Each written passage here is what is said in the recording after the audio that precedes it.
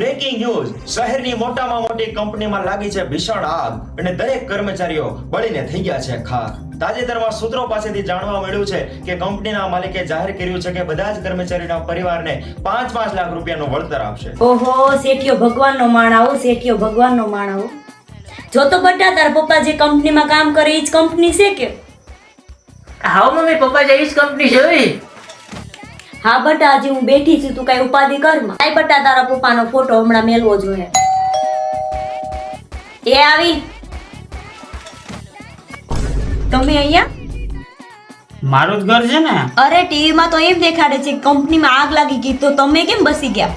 એલા એમાં એવું થયું કે હું માવો લેવા ગયો અને કંપનીમાં આગ લાગી, એમાં હું બસી ગયો. એલા કે ધોની કહેતી હતી માવો બંધ કરો, બંધ કરો, મારું સમજે કોણ?